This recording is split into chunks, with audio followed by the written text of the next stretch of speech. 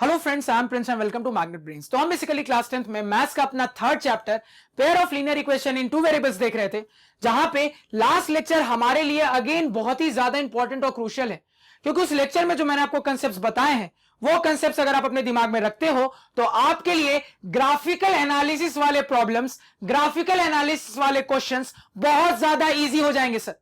यानी कि कोई ग्राफिकल एनालिसिस का सवाल जो आपका दोस्त 15 मिनट तक में बनाता है वो आप चाहो तो 5 मिनट तक में बना सकते हो, लेकिन उसके लिए जितनी बातें मैंने आपको सिखाई हैं वो बातें आपको ध्यान में रखनी पड़ेंगी। और उस लेक्चर में जो हमने सर कंसेप्ट सीखे हैं उसमें बहुत सारे ऐसे कंसेप्ट्स हैं जो आपको नॉर्मली बुक्स में नहीं मिलेंगे या नॉर्मली कोई टीचर आपको नहीं बताएगा, लेकिन वो कंसेप्ट बहुत इंपॉर्टेंट है। और वो कंसेप्ट अगर आपके दिमाग में है तो आपके लिए ग्राफिकल एनालिसिस वाले सवाल को सॉल्व करना बहुत ज्यादा इजी और बहुत ज्यादा फास्ट हो जाएगा सर। ये फंडा क्लियर है? अब लास्ट लेक्चर को जिस पॉइंट पे एंड किया था वहीं से इस लेक्चर की शुरुआत करते हैं सर। तो लास्ट लेक्चर में लास्ट की तरफ हमने यह सीख लिया था कि हमारे एक्स एक्सिस की इक्वेशन होती है sir y is equal to 0, ultra important. हमने यह भी देख लिया था कि अपने इक्वेशन को देखकर कैसे पहचानना है कि वहां से आने वाला स्ट्रेट लाइन एक्स एक्सिस के पैरेलल होगा कि नहीं होगा। हमने यह भी देख लिया था कि अगर पैरेलल होगा तो ऊपर की तरफ पैरेलल होगा कि नीचे की तरफ पैरेलल होगा। अब देखो, अब एज ए स्टूडेंट यहां पे आपके दिमाग में छोटा सा डाउट आना चाहिए। क्या डाउट आना चाहिए सर? ठीक है, आपने बता दिया कि मेरे एक्स एक्सिस का इक्वेशन क्या होगा, आपने यह भी सिखा दिया कि कैसे पहचानना है कि मेरा कोई स्ट्रेट लाइन एक्स एक्सिस के पैरेलल होगा, और आपने यह भी बता दिया कि ऊपर पैरेलल होगा कि नीचे पैरेलल होगा। लेकिन सर मेरे दिमाग में डाउट यह आ रहा है कि अगर मेरा लाइन एक्स एक्सिस के पैरेलल ऊपर आ रहा है या फिर नीचे आ रहा है तो कितना ऊपर पैरेलल या फिर कितना नीचे पैरेलल, यह तो अभी तक आपने सिखाया ही नहीं। सवाल मेरा क्लियर हुआ सर कि आपने यह बता दिया कि कब एक्स एक्सिस के पैरेलल होगा, यह बता दिया कि ऊपर पैरेलल कि नीचे पैरेलल, लेकिन कितना ऊपर पैरेलल या कितना नीचे पैरेलल यह तो अभी तक सर आपने सिखाया ही नहीं। यानी कि अगर मैं कह रहा हूं कि कोई पर्टिकुलर स्ट्रेट लाइन आपके ऊपर पैरेलल बन रहा है तो ऊपर पैरेलल तो ये वाली भी लाइन है, ये वाली भी लाइन है, ये वाली भी लाइन है, ये वाली भी लाइन है, कौन सा लाइन लेना है, कैसे कंसीडर करेंगे? अगेन मान लो किसी इक्वेशन से आपने स्ट्रेट लाइन निकाला और आपको यह पता लग रहा है कि वो नीचे पैरेलल है, तो नीचे पैरेलल तो ये वाली भी लाइन है, ये वाली भी लाइन है, ये वाली भी लाइन है, कौन सी लाइन लेना है ये कैसे पता करेंगे? अब फिर से मेरी बात ध्यान से सुनना सर, ये जितने भी लाइनें मैंने बनाई है सारी लाइनें एक्स एक्सिस के पैरेलल है, और सारी लाइनों में मुझे बहुत स्पेशल कुछ दिख रहा है। क्या दिख रहा है सर? मुझे दिख रहा है कि मेरी सारी की सारी ये एक्स एक्सिस की पैरेलल लाइनें मेरे वाई एक्सिस को एक पॉइंट पे कट करती हुई जा रही है सर। मुझे हर एक लाइन में दिख रहा है कि ये जो मेरी एक्स एक्सिस के पैरेलल लाइनें बनी है सर वो मेरे वाई एक्सिस को एग्जैक्टली एक पॉइंट पे कट करती हुई जा रही है सर। और अगर मैं अपने इस पॉइंट के कोऑर्डिनेट्स को पता कर लूंगा तो मुझे पता चल जाएगा कि मेरा ये जो पैरेलल लाइन बन रहा है ये अगर ऊपर पैरेलल है तो कितना ऊपर पैरेलल है, और अगर नीचे पैरेलल है तो कितना नीचे पैरेलल है। यानी ये पूरी कहानी घूम फिरकर इस पॉइंट पे आके रुक गई है सर। यानी कि अगर मैंने अपने इस पॉइंट्स के कोऑर्डिनेट्स को पता कर लिया तो मुझे मेरे सवाल का जवाब मिल जाएगा। अब ये जो पॉइंट्स है इसमें फिर से मुझे कुछ स्पेशल दिख रहा है सर। क्या?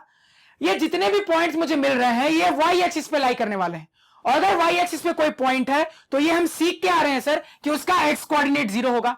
तो एक्स कोऑर्डिनेट तो फटाक से पता लग गया, पूरी कहानी वाई कोऑर्डिनेट को पता करने की है। कैसे पता करेंगे? तो ध्यान से मेरी बात को सुनना। आपके पास जो लाइन की इक्वेशन दी गई है ना, उस लाइन की इक्वेशन को बस आपको सॉल्व करके y की वैल्यू निकालनी है। जैसे ही तुमने अपने लाइन की इक्वेशन को सॉल्व करके y की वैल्यू निकाल ली तो आपको अपना उस पॉइंट का y कोऑर्डिनेट मिल जाएगा। That's it. क्या मैंने कहा सर? कि आपको अपने उस स्पेशल पॉइंट के y कोऑर्डिनेट को पता करने के लिए अपने लाइन की इक्वेशन को सॉल्व करना है और सॉल्व करके y की वैल्यू निकालनी है। y की वैल्यू निकाल ली, वही y की वैल्यू आपके उस स्पेशल पॉइंट का y कोऑर्डिनेट होगी। और जैसे ही आपको x y कोऑर्डिनेट पता लग गया आपको पॉइंट मिल जाएगा। पॉइंट मिल जाएगा तो यह पता लग जाएगा कि आपका ये जो पैरेलल स्ट्रेट लाइन है ये कितना ऊपर पैरेलल है या फिर कितना नीचे पैरेलल है। कुछ सवालों में अप्लाई करके ट्राई करते हैं सर। जैसे मान लो मेरा सबसे पहला स्ट्रेट लाइन है y प्लस 3 बराबर 0। अब ये एक इक्वेशन है जिससे मुझे ऑलरेडी पता है सर कि इसमें मेरा x वाला टर्म गायब है, सिर्फ और सिर्फ y वाला टर्म है, कांस्टेंट टर्म है। तो तुरंत कह देंगे सर यहां से आने वाला स्ट्रेट लाइन x एक्सिस के पैरेलल कहीं होगा। उसके बाद ऊपर पैरेलल कि नीचे पैरेलल यह पता करने के लिए अपने इक्वेशन में इस तरीके से रीअरेंजमेंट करते हैं कि y वाले टर्म को अकेला कर लेते हैं, इस तरीके से अकेला करते हैं कि वो हमेशा पॉजिटिव रहे। और ये करने के बाद जो हमारे पास इज इक्वल टू के दूसरे साइड कांस्टेंट होता है, उस कांस्टेंट का साइन बता देता है कि ऊपर पैरेलल के नीचे पैरेलल। अब क्लियरली दिख रहा है कि मेरे कांस्टेंट का साइन नेगेटिव है, जो कि ये बता रहा है कि यहां से आने वाला मेरा एक्स एक्सिस का पैरेलल स्ट्रेट लाइन नीचे की तरफ पैरेलल होगा। अब सवाल है एग्जैक्ट लोकेशन कैसे पता करें, तो इतना तो कंफर्म है कि उस स्पेशल पॉइंट का कोऑर्डिनेट मुझे एग्जैक्ट लोकेशन बता देगा, और उस पॉइंट का एक्स कोऑर्डिनेट भी मुझे क्लियर है सर, 0 होगा। वाई कोऑर्डिनेट निकालने के लिए सिंपल क्या करना है, इक्वेशन को सॉल्व कर लेना है।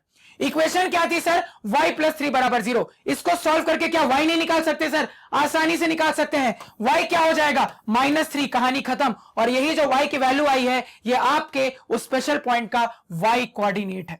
अब जैसे ही आपको अपना पॉइंट मिल गया, तो क्या आपको लाइन बनाने में कोई दिक्कत है? कोई दिक्कत ही नहीं है सर। क्यों? क्योंकि जैसे ही आपको पॉइंट मिल गया है, तो आप ग्राफ पेपर पे फटाफट अपना पॉइंट प्लॉट कर लोगे। पॉइंट प्लॉट करने के बाद आपको एक ऐसी स्ट्रेट लाइन बनानी है जो कि एक्स एक्सिस के पैरेलल हो और इस पॉइंट से होते हुए पास करे। नहीं बना सकते क्या? बड़ी आसानी से बना सकते हो। क्या मैंने कह दिया सर? मैंने आपको कहा कि अगर आपको एग्जैक्टली यह पता करना था कि लाइन कैसे बनेगा, एग्जैक्टली यह पता करना था कि कितनी दूरी पे बनेगा, तो उसके लिए मुझे पॉइंट ढूंढने की देरी थी। पॉइंट ढूंढा, काम हो गया। कैसे सर? पॉइंट मिला, पॉइंट प्लॉट कर देंगे सर। अब मेरी जो स्ट्रेट लाइन बनेगी वो कंफर्म है कि एक्स एक्सिस के पैरेलल बनेगी। तो आपको एक ऐसी स्ट्रेट लाइन बनानी है जो कि एक्स एक्सिस के पैरेलल हो और इस पॉइंट से होते हुए पास करे जो आपने ढूंढी है। नहीं बना सकते क्या? आसानी से बना सकते हो सर। तो आपका यहां पे काम हो गया, आपकी ग्राफिकल एनालिसिस आसान होगी सर। क्लियर है? नोट डाउन करो। अब देखो यहां पे, अब ये जो चीज हमने सीखी सर, एक और एग्जांपल में ट्राई कर लेते हैं, बाकी आपका होमवर्क रहेगा। और इस बार थोड़ा ऊट पटांग से एग्जांपल लेते हैं। मान लो ये वाला एग्जांपल लेते हैं सर, -3y + 5 = 0। अब सबसे पहले ये देखना है सर कि आखिर ये स्ट्रेट लाइन है कैसा। तो क्लियरली दिख रहा है सर कि ये इक्वेशन जो मुझे दिख रही है, इसके अंदर x वाला टर्म गायब है, सिर्फ और सिर्फ y वाला टर्म और कांस्टेंट टर्म है। तो कह देंगे यहां से आने वाला जो स्ट्रेट लाइन होगा वो x एक्सिस के पैरेलल कहीं होगा। अब ऊपर पैरेलल या नीचे पैरेलल, इसको पता करने के लिए अपने y वाले टर्म को इस तरीके से अकेला कर देंगे कि सर वो हमेशा पॉजिटिव रहे। और ये करने के बाद हम अपने इज इक्वल टू के दूसरे तरफ आने वाले कांस्टेंट को देखते हैं, क्योंकि वही कांस्टेंट का साइन मुझे बता देता है कि ऊपर पैरेलल होगा कि नीचे पैरेलल। अब ये करने के बाद क्लियरली दिख रहा है सर कि मेरे कांस्टेंट का साइन आ रहा है पॉजिटिव, यानी कि यहां से जो मेरे एक्स एक्सिस के पैरेलल स्ट्रेट लाइन आएगी वो ऊपर की तरफ कहीं पैरेलल होगी सर।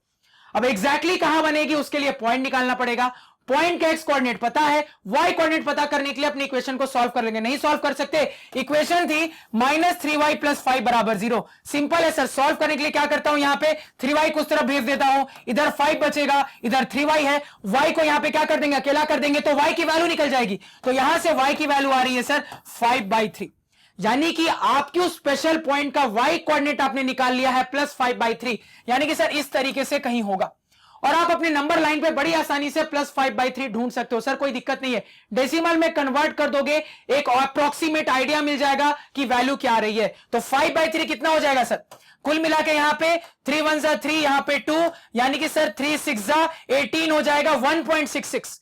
तो नियरली 1.5 से थोड़ा सा आगे जाओगे 1.6 और 1.7 के बीच में आपको वो पॉइंट मिलेगा। तो पॉइंट मिल गया सर, कोई दिक्कत ही नहीं है। यहां पे पॉइंट मिल गया तो आसानी से मुझे एक ऐसी स्ट्रेट लाइन बनानी है जो कि उस पॉइंट से होते हुए पास करे और मेरे एक्स एक्सिस के पैरेलल भी हो। तो आप बड़ी आसानी से एग्जैक्टली अपने एक्स एक्सिस के पैरेलल किसी भी लाइन को झटपट तरीके से प्लॉट कर सकते हो। जितनी बातें कहीं यहां पे नोट डाउन करो। अब सर मैंने आपको ये वाला सवाल बना दिया, मैंने आपको ये वाला सवाल बना दिया। अब बाकी सवालों के एक्स और वाई कोऑर्डिनेट उस स्पेशल पॉइंट के खोज के आपको मुझे कमेंट सेक्शन में बताना है। किस फॉर्मेट में बताओगे? इस फॉर्मेट में मुझे कमेंट सेक्शन में आंसर दोगे, ठीक है? इस फॉर्मेट में मुझे इन सारे बचे हुए सवालों के आंसर चाहिए। क्लियर हो गया? किसी को यहां पे कोई दिक्कत समझने में, कोई समस्या, कोई परेशानी नहीं होनी चाहिए। तो बहुत अच्छे से हमने अपने एक्स एक्सिस का और एक्स एक्सिस पे पैरेलल होने वाली कोई दूसरी लाइन का, एक्स एक्सिस से पैरेलल होने वाली कोई दूसरी लाइन के बारे में पूरी एनालिसिस को सीख लिया सर। अब किसकी बारी आती है सर? अब यही पूरी कहानी वाई एक्सिस के लिए और वाई एक्सिस के पैरेलल लाइन के लिए दोहराएंगे। तो आ जाओ वापस यहां पे। अब यहां पे फिर से मेरी बात को ध्यान से सुनना और समझना। सबसे पहली चीज, वाई एक्सिस जो हमारी होती है सर, उस वाई एक्सिस का इक्वेशन क्या होता है? तो मुझे बहुत अच्छे से पता है सर कि मेरे वाई एक्सिस का इक्वेशन होता है x बराबर 0। तो क्या याद रखोगे आज से कि सर अगर कोई आपसे पूछ देता है कि वाई एक्सिस की इक्वेशन क्या होगी तो उसको फटाफट बताएंगे सर वाई एक्सिस की इक्वेशन होती है x बराबर 0। ये याद रहेगा। आप देखो, अब अगर मैं अपने वाई एक्सिस के पैरेलल लाइन की बात करूं, अगर मैं अपने सर वाई एक्सिस के पैरेलल लाइन की बात करूं तो मुझे क्या मिलेगा? तो सर मेरा वाई एक्सिस का पैरेलल लाइन ऐसा भी इधर बन सकता है, इस तरफ भी बन सकता है सर, और मेरा वाई एक्सिस का जो पैरेलल लाइन है सर वो राइट साइड भी बन सकता है। तो वाई एक्सिस के पैरेलल लाइन सर कुछ इस तरीके से बनेंगे। अब मेरे वाई एक्सिस की अगर किसी पैरेलल लाइन की बात होगी सर तो उसका इक्वेशन किस टाइप का होगा उसको यहां पे समझते हैं सर। तो अगर वाई एक्सिस के कोई पैरेलल लाइन है तो उसके इक्वेशन का फॉर्मेट होता है x बराबर कांस्टेंट। क्या फॉर्मेट होता है सर? x बराबर कांस्टेंट। यानी कि आपके वाई एक्सिस के पैरेलल कोई भी लाइन होगी सर उसका इक्वेशन इसी फॉर्मेट का होगा, x बराबर कोई कांस्टेंट। और यही जो कांस्टेंट की वैल्यू होती है ना, ये बताता है कि आपका वो जो पैरेलल लाइन है वो राइट की तरफ पैरेलल है कि लेफ्ट की तरफ पैरेलल है। कैसे बताता है सर? तो अगर आपके पास जो इक्वेशन का फॉर्मेट है वो है x बराबर कोई पॉजिटिव कांस्टेंट। क्या है सर? x बराबर कोई पॉजिटिव कांस्टेंट। तो x बराबर पॉजिटिव कांस्टेंट आपके y एक्सिस के parallel straight line right side वाले को रिप्रेजेंट करता है। यानी कि वो सारी स्ट्रेट लाइन जो राइट साइड है सर वो सारी स्ट्रेट लाइन इस फॉर्मेट से रिप्रेजेंट होगी, x बराबर कोई पॉजिटिव कांस्टेंट। इसी तरीके से अगर आपके पास x बराबर कोई नेगेटिव कांस्टेंट होगा सर तो x बराबर कोई नेगेटिव कांस्टेंट के लिए ये सारी लेफ्ट साइड वाली लाइन रिप्रेजेंट होगी सर। यानी कोई अगर आपको इस तरीके से दे दे x बराबर +5 तो यहां से जो सर मेरी y एक्सिस के पैरेलल स्ट्रेट लाइन आएगी वो राइट साइड बनेगी। इतना कंफर्म है। क्यों? क्योंकि कांस्टेंट कैसा है सर? पॉजिटिव है।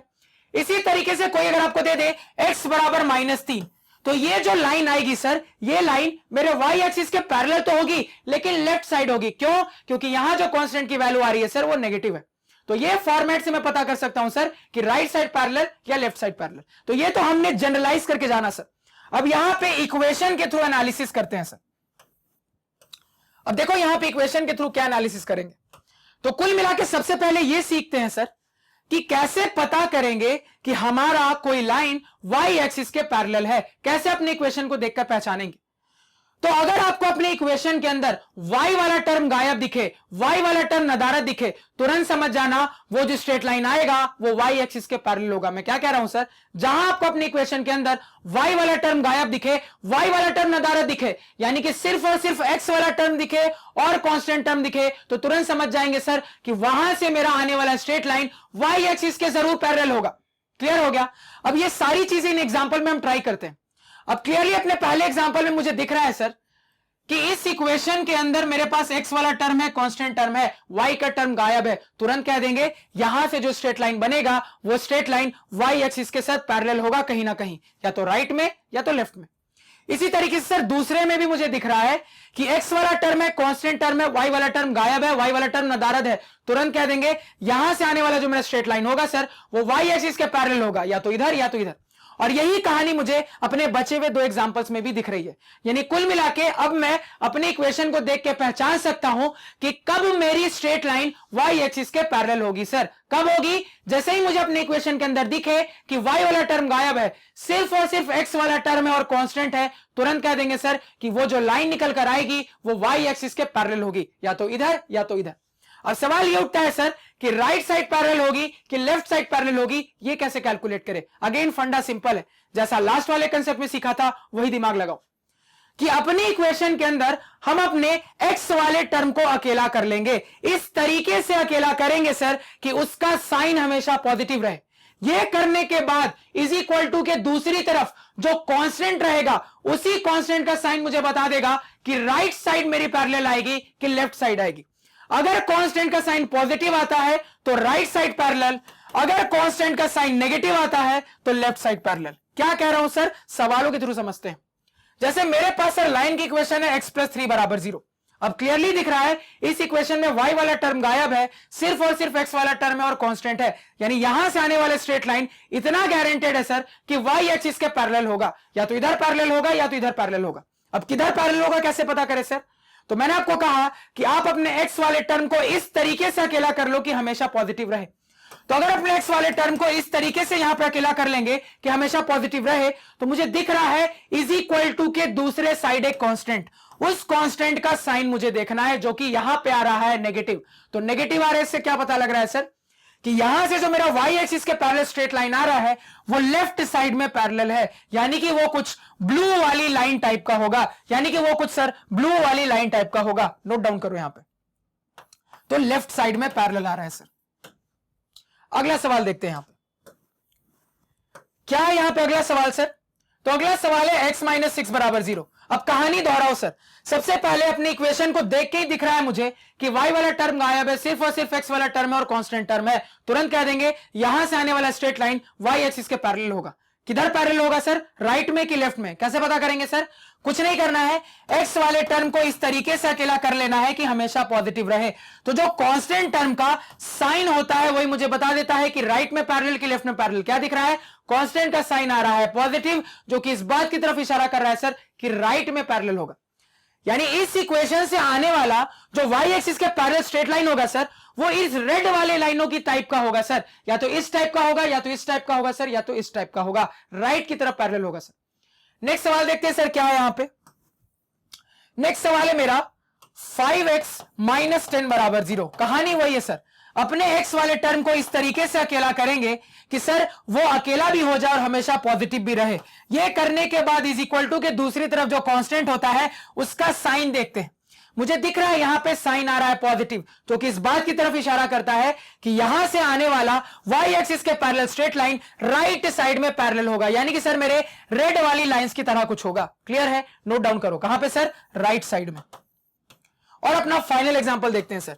क्या है फाइनल एग्जांपल? तो फाइनल एग्जांपल है 2x प्लस 5 बराबर 0। अगेन सर सवाल को देख के दिख रहा है कि इसमें y वाला कोई टर्म नहीं है, सिर्फ x वाला टर्म कांस्टेंट है, यानी कि यहां से आने वाला स्ट्रेट लाइन y एक्सिस के पैरेलल स्ट्रेट लाइन होगा।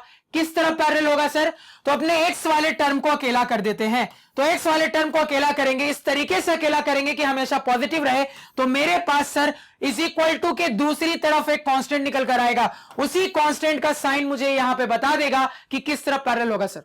साइन क्या आ रहा है? नेगेटिव, इस बात की तरफ इशारा कर रहा है सर कि लेफ्ट साइड पैरेलल होगा। तो यहां से जो स्ट्रेट लाइन आएगा सर वो y एक्सिस के लेफ्ट साइड पैरेलल होगा, यानी कुछ ब्लू लाइन की तरह होगा। नोट डाउन करो इसको। अब 2 होमवर्क आपको दे रहा हूं, डिसाइड करना है कि right side parallel, left side parallel, और लाइन आएगा तो कैसा लाइन आएगा।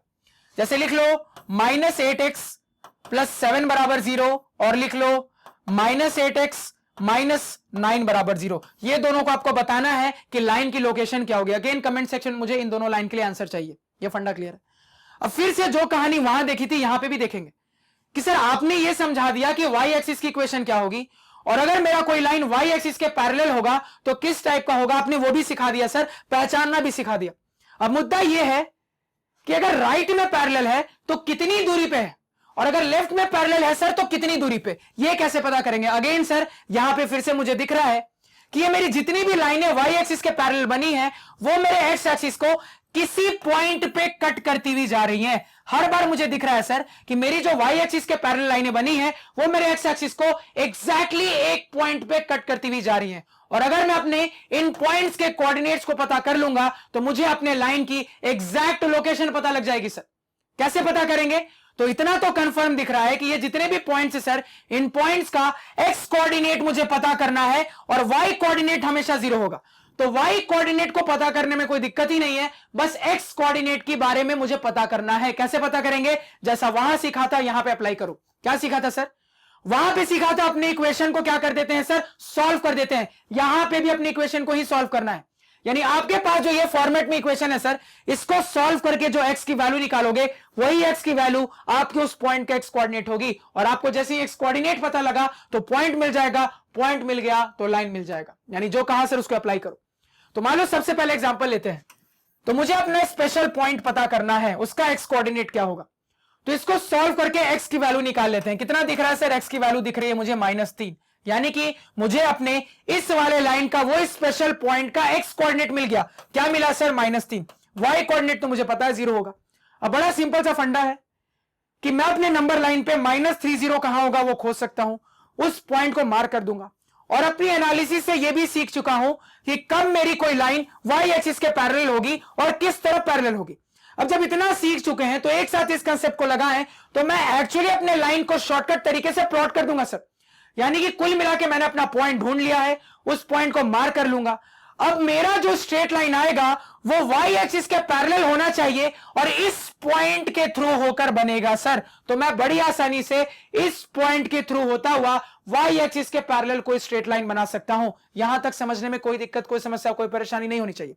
अब ये मैंने इसलिए फटाफट बताया क्योंकि ऑलरेडी इस टाइप का कंसेप्ट आप अपने एक्स एक्सिस में सीख चुके हो, तो वाई एक्सिस में साइड बाय साइड आप कंपेयर कर सकते हो। तो ये चीजें समझने में अब आपको ज्यादा टाइम नहीं लगेगा।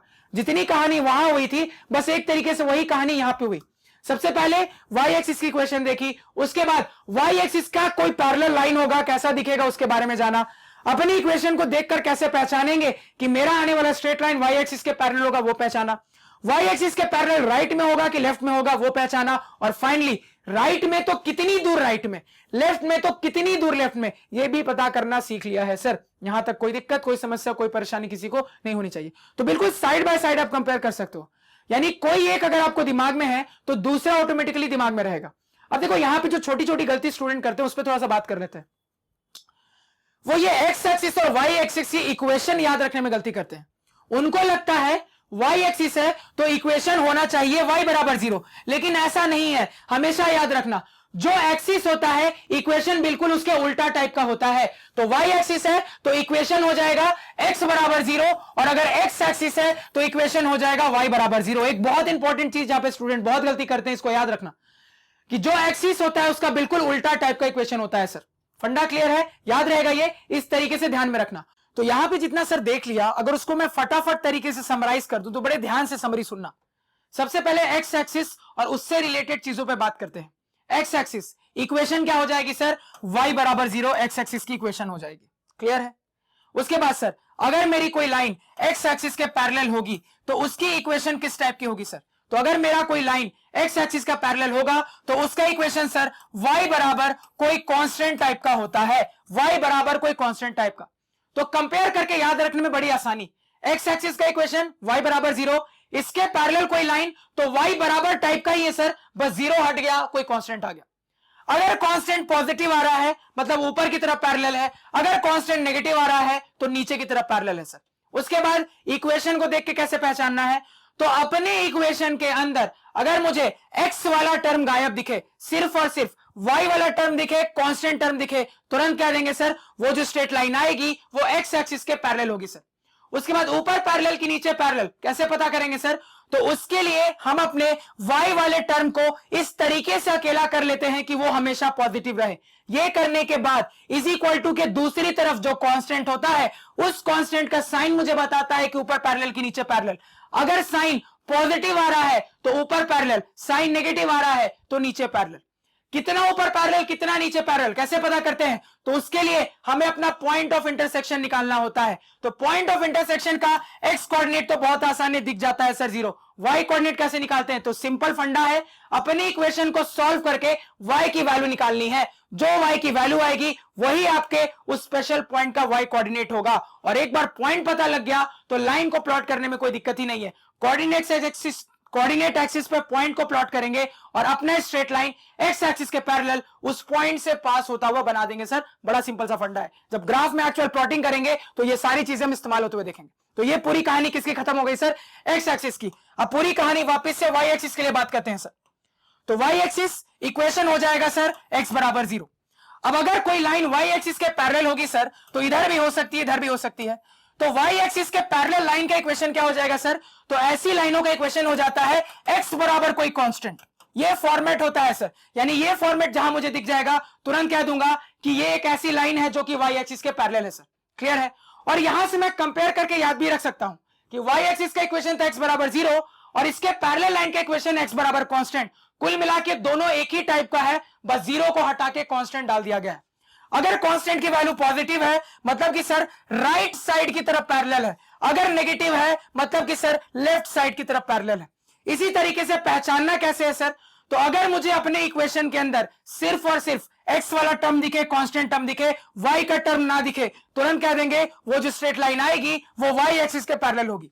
अब राइट में पैरेलल की लेफ्ट में पैरेलल कैसे पता करेंगे सर, तो अपने x वाले टर्म को अकेला कर लेते हैं, इस तरीके से अकेला कर लेते हैं कि वो हमेशा पॉजिटिव रहे। तो इज इक्वल टू के दूसरे तरफ जो कांस्टेंट का साइन होगा वो बता देगा कि राइट में पैरेलल कि लेफ्ट में पैरेलल। अगर कांस्टेंट का साइन पॉजिटिव है तो राइट में पैरेलल, अगर कांस्टेंट का साइन नेगेटिव है तो लेफ्ट में पैरेलल।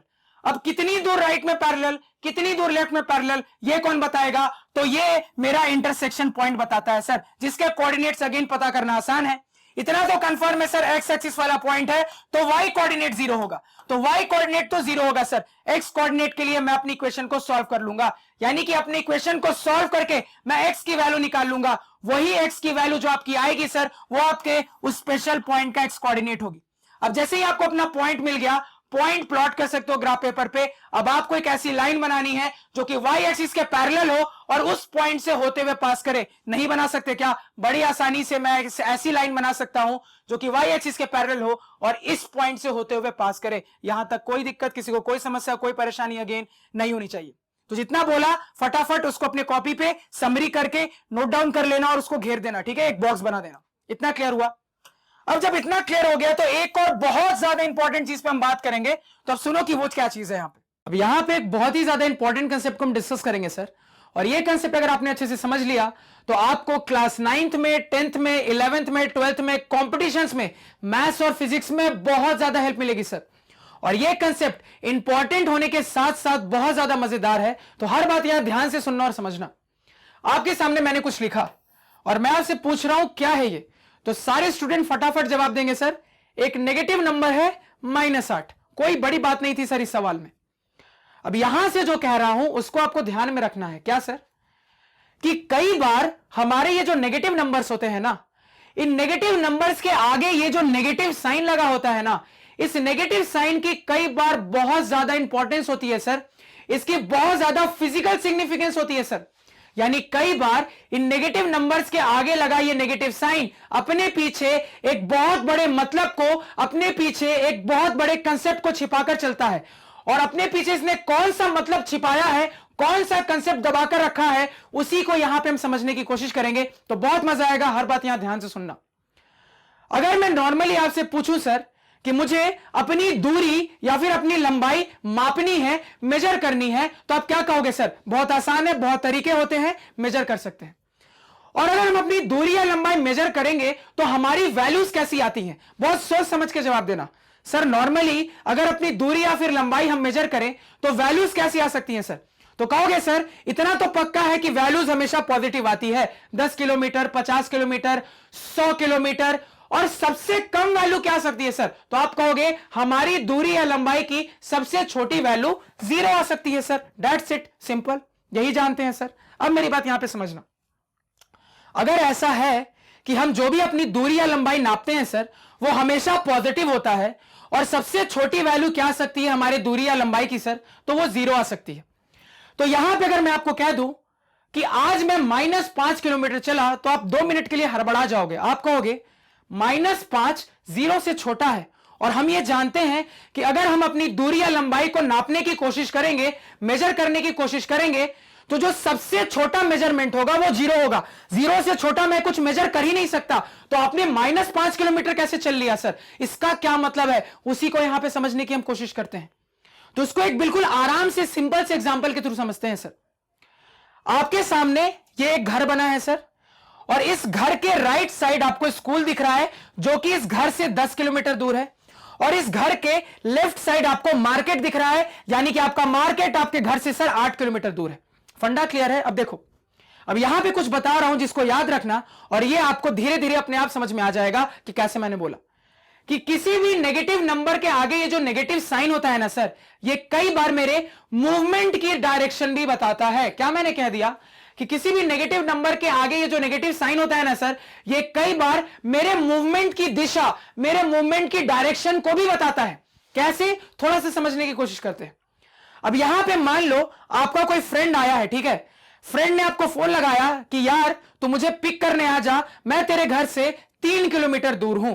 फंडा क्लियर है? आपका उस दोस्त ने फोन लगाकर आपको कहा कि भाई मेरे तेरे घर से 3 किलोमीटर दूर हो, तो मुझे पिक करने आ जा।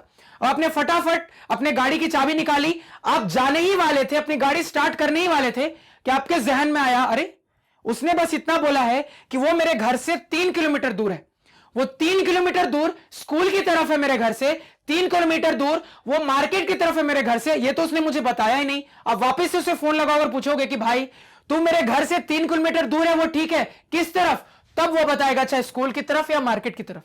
तो सर डायरेक्शन की इंपॉर्टेंस है। अगर बस कोई मुझे यहां पे 3 किलोमीटर बोल रहा है तो बड़ा कंफ्यूजन हो रहा है, समझ में नहीं आया कि मेरे मूवमेंट का डायरेक्शन इस तरफ था या इस तरफ था। लेकिन यहीं पे अब से हम और मेरे दोस्त आपस में डिसाइड कर ले कि देख भाई, मैं अपने घर को रेफरेंस मान लेता हूं, मैं अपने घर को ओरिजिन वाला पॉइंट मान लेता हूं, और यहां से जब भी अपन अपने स्कूल के साइड की बात करेंगे, राइट साइड की बात करेंगे, तो राइट साइड वाली सारी दूरी को हम पॉजिटिव मानते हुए चलेंगे।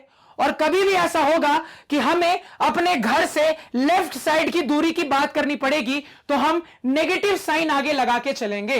अगर मैं आपको यहां कह दूं ये बात, अब आपसे कहता वो दोस्त कि भाई मैं तेरे घर से -5 किलोमीटर दूर हूं, तब आप तुरंत समझ जाते कि अच्छा, हमने जो अभी फिलहाल अपना साइन कन्वेंशन सीखा है वो ये बताता है कि वो मेरे घर से -5 किलोमीटर दूर है। और हमने अभी जस्ट इमेजिन किया, अपने दोस्त ने और हमने आपस में डिसाइड किया था कि कभी भी अपने घर से राइट साइड मूव करने की बात करेंगे तो पॉजिटिव साइन को अज्यूम करके चलेंगे, और कभी भी लेफ्ट साइड मूव करेंगे सर तो नेगेटिव साइन को अज्यूम करेंगे।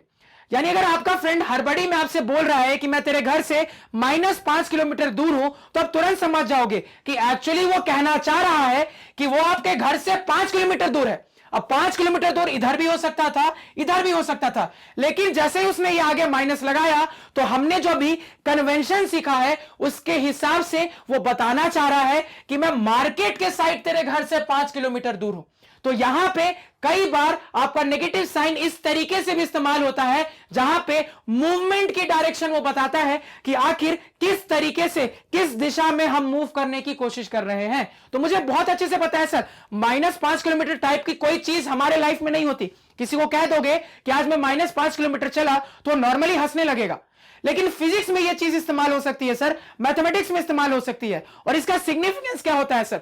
तो सिंपली हमारा किसी नंबर के आगे लगा माइनस साइन क्या बता देता है सर? डायरेक्शन ऑफ मूवमेंट बताता है, किस दिशा में हम मूव करने की कोशिश कर रहे हैं। यह फंडा क्लियर है? तो इतना पक्का है सर कि दूरी या फिर लंबाई कभी भी नेगेटिव नहीं होगी। दूरी लंबाई कभी भी नेगेटिव नहीं हो सकती, हमेशा पॉजिटिव नंबर होगी। सबसे छोटी 0 हो सकती है। तो -5 तो सुनने में ऐसा लगता है 0 से भी छोटा है। तो सर -5 का क्या मतलब निकला? तो -5 का सिंपल मतलब यह निकला कि कई बार ये जो माइनस साइन किसी नंबर के आगे लगा है वो किस दिशा में मूवमेंट हो रहा है वो बता देता है सर। और ये चीज आप बहुत पहले सीख चुके हो और आप सीखते हुए आ रहे हो। अभी फिजिक्स में जैसे मैम आपको ऑप्टिक्स पढ़ा रही हैं, तो ऑप्टिक्स में कई बार हम अपने मिरर से ऑब्जेक्ट डिस्टेंस की बात करते हैं, इमेज डिस्टेंस की बात करते हैं, हाइट ऑफ ऑब्जेक्ट की बात करते हैं, हाइट ऑफ इमेज की बात करते हैं। अब सोचने वाली बात है, object distance, image distance, height of object, height of image, कुल मिला के है तो सारी चीजें दूरी और लंबाई ही। तो अगर दूरी और लंबाई है तो कभी नेगेटिव तो नहीं होने चाहिए थी, लेकिन कई बार जब हम सवाल देखते हैं तो वहां पे मुझे वैल्यूज नेगेटिव मिलती हैं। तो नेगेटिव वैल्यूज का क्या मतलब है? तो वहां से समझ में आता है सर कि ये नेगेटिव वैल्यूज में आगे लगा नेगेटिव साइन सिंपली आपके मिरर से आपके प्लेसमेंट की डायरेक्शन बताता है, सिंपली आपके मिरर से मूवमेंट की डायरेक्शन बताता है। यानी कि कभी भी अगर हम ये देख रहे हैं कि हमारा ऑब्जेक्ट ऊपर की तरफ है तो हम क्या देते हैं सर कि मेरे ऑब्जेक्ट की हाइट क्या है? पॉजिटिव है। तो पॉजिटिव साइन क्या बता रहा है कि मिरर के ऊपर की तरफ हम बात कर रहे हैं। यहीं पे मान लो मेरी इमेज नीचे बन जाती तो ये जो इमेज की हाइट होती, अगर उसके बारे में हम बात करते तो हम उसको नेगेटिव कह देते। क्यों सर? क्योंकि ये नेगेटिव साइन सिंपली बता रहा है कि आपका जो इमेज क्रिएट हो रहा है वो नीचे की तरफ क्रिएट हो रहा है। तो साइन का मतलब तो ऑलरेडी हम सर सीखते हुए आ रहे हैं, अपने फिजिक्स में भी सीखते हुए आ रहे हैं। तो ये जो आपने मतलब सीखा है ना एक नंबर से साइन का, ये बहुत ज्यादा इंपॉर्टेंस रखता है और ये चीजें कई जगह इस्तेमाल होती है। तो आज से एक बहुत इंपॉर्टेंट चीज ध्यान में रखोगे कि दूरी या फिर डिस्टेंस कभी भी नेगेटिव नहीं हो सकता। आप कभी भी किसी चीज को मेजर करोगे तो कभी भी नेगेटिव नहीं होगा सर, ऑब्वियस सी बात है। सबसे छोटा मेजरमेंट क्या हो सकता है? 0 का हो सकता है। तो अगर कहीं पे इस तरीके से हमारी दूरी के मेजरमेंट में नेगेटिव साइन आगे लग जाए तो क्या बताता है? वो एक्चुअली में आपके चलने की, आपके मूव करने की दिशा बताता है सर। तो नेगेटिव साइन कई बार अपने डायरेक्शन ऑफ मूवमेंट को भी रिप्रेजेंट कर सकता है सर, और ये हमें ध्यान में रखना है। और अगर आपने ये कंसेप्ट समझ लिया, अब देखो मैं आपसे क्या सवाल कर रहा हूं, कुछ नोट करना चाहो तो नोट कर लो। अब सवाल आपसे यह है मेरा, ठीक है, बड़े ध्यान से सवाल को सुनना, कि आपके नंबर लाइन पे मैंने दो कोऑर्डिनेट्स प्लॉट किए, ठीक है सर। एक कोऑर्डिनेट यहां बी पे है जिसका कोऑर्डिनेट्स क्या क्या है सर, 60, और दूसरा ए पे है जिसका कोऑर्डिनेट्स है -40। मैं आपसे सिंपल सवाल कह रहा हूं, ए से लेके बी तक की दूरी क्या है, जहां पे इस एक यूनिट डिस्टेंस से, जहां पे इस एक यूनिट डिस्टेंस से आप 1 सेंटीमीटर को मेजर करोगे। अगर मैं आपको कह दे रहा हूं सर कि नंबर लाइन पे इस तरीके से मैंने प्लॉटिंग की है, और जहां पे ये जो एक एक मैंने मार्किंग की है सर, वो एक एक मार्किंग 1 सेंटीमीटर को रिप्रेजेंट करता है। मैंने आपको 2 पॉइंट के कोऑर्डिनेट्स बता दिए। मैं सिंपल सवाल आपसे पूछ रहा हूं सर कि ये ए बी की दूरी क्या है, ए बी की लंबाई क्या है, तो आप क्या जवाब दोगे? अब बहुत सारे स्टूडेंट्स देखो क्या गलती करते हैं, वो कहेंगे कि इसको अगर मैं ओरिजिन मानूं तो ओरिजिन से यहां तक 6, ओरिजिन से यहां -4, तो कुल मिला के 6 + -4। बड़े ध्यान से देखना स्टूडेंट क्या गलती करते हैं। कई बार अगर मैं आपसे पूछ दूं कि ए से लेके बी तक की दूरी क्या है, सिंपल सवाल, डिस्टेंस क्या है, तो वो ज्यादा दिमाग लगा देंगे। वो क्या करेंगे, अच्छा यहां से यहां तक सर 6 जानते हैं, यहां से यहां तक -4, तो 6 + -4 कुल मिला के 6 - 4 2 बता देंगे और गलत हो जाएंगे। क्यों गलती हुई? क्योंकि आप यहां पे फंडा भूल गए, आप कंसेप्ट भूल गए। एक्चुअली में अगर मैं आपसे पूछ रहा हूं ये ए से लेके बी तक की दूरी क्या है, तो आप क्या जवाब दोगे? सर ये ए से लेके बी तक की दूरी एक्चुअली में मेरी ये दूरी ओबी की दूरी प्लस ओए की दूरी है। कुल मिला के सर ये जो मेरी ए बी की दूरी है वो है क्या, तो ये सर ओए की दूरी प्लस ओबी की दूरी है। तो दूरी की बात हो रही है, और हमें पता है कि अगर हम किसी भी दूरी को मापते हैं, मेजर करते हैं, तो कभी नेगेटिव नहीं आ सकता। तो आपने अपनी दूरी को आखिर -4 ले कैसे लिया सर? दूरी माप रहे हो ना आप। -4 क्या बताता है, बात को समझना। -4 किसी पॉइंट का कोऑर्डिनेट जो है एक्स एक्सिस पे, वो ये बता रहा है कि आप ओरिजिन से 4 सेंटीमीटर चले।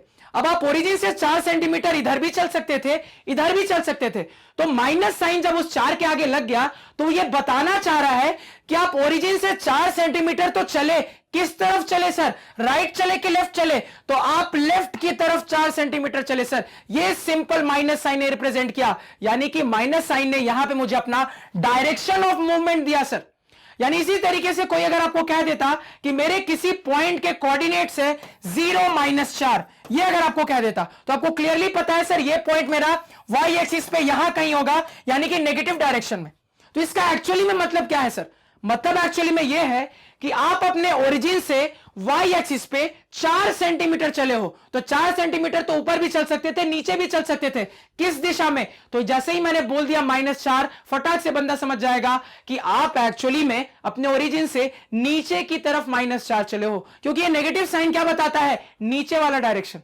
तभी मैंने आपको बार बार कहा था कि ये positive X direction, negative X direction, positive Y direction, negative Y direction.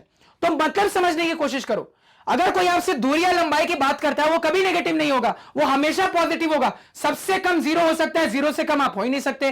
तो साइन आखिर बताता क्या है? कहीं पे भी दूरी या लंबाई में साइन की बात आ गई तो साइन बस मुझे अपना डायरेक्शन ऑफ मूवमेंट क्लियर करने की कोशिश करता है कि आखिर जो मैं अपना मूवमेंट ले रहा हूं वो किस तरफ ले रहा हूं, किस दिशा में ले रहा हूं। तो एक और तरीके से हम अपने नंबर लाइन पे रिप्रेजेंट किए गए नेगेटिव नंबर्स के कंसेप्ट को समझ सकते हैं, और यह कंसेप्ट बहुत इंपॉर्टेंट है, इसको ध्यान में रखना।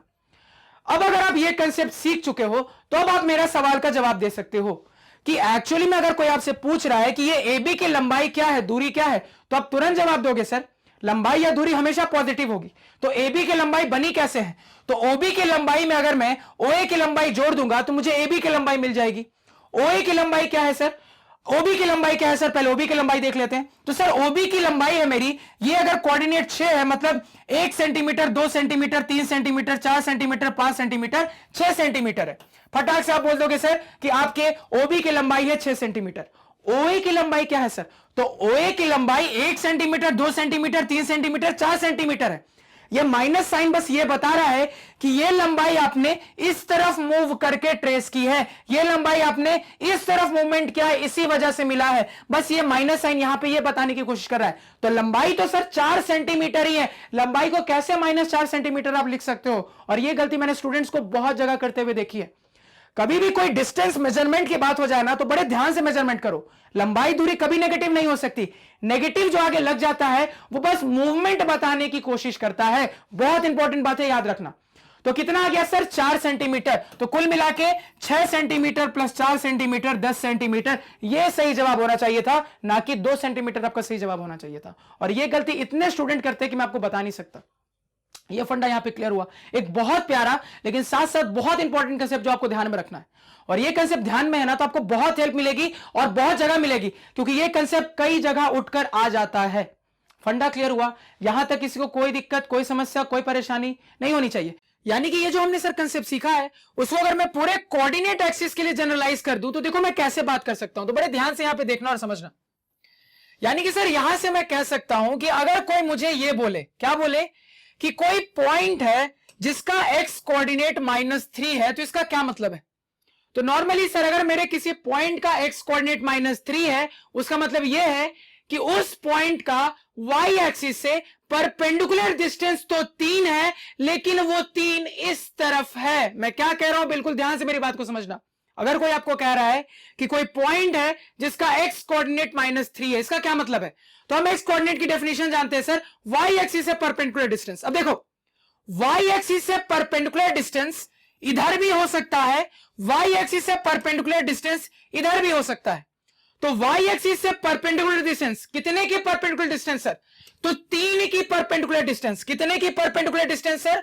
तो 3 की परपेंडिकुलर डिस्टेंस इस तरफ भी हो सकती है और सर इस तरफ भी हो सकती है। तो 3 की परपेंडिकुलर डिस्टेंस दोनों तरफ हो सकती है। लेकिन हम अब जो साइन कन्वेंशन सीख चुके हैं वो ये बताता है कि कभी भी अगर हम पॉजिटिव साइड की बात करते हैं, पॉजिटिव एक्स डायरेक्शन की बात करते हैं तो इस साइड चलते हैं। कभी भी अगर हम नेगेटिव एक्स डायरेक्शन की बात करते हैं तो इस तरफ चलते हैं। इसी तरीके से कभी भी अगर हम पॉजिटिव वाई डायरेक्शन की बात करते हैं तो इस तरफ चलते हैं, और नेगेटिव वाई डायरेक्शन की बात करते हैं तो इस तरफ चलते हैं। यानी कि यहां आगे नेगेटिव साइन लगा है, जो कि सिंपली मुझे यह बता रहा है कि आप जो अपने उस पॉइंट का वाई एक्सिस से परपेंडिकुलर दूरी जो कि 3 है ढूंढ रहे हो, वो एक्चुअली में इस तरफ नहीं, इस तरफ कहीं पे है। वो इस तरफ कहीं पे है। किस तरफ सर? नेगेटिव एक्स डायरेक्शन की तरफ है। ये यहां से फंडा क्लियर होता है।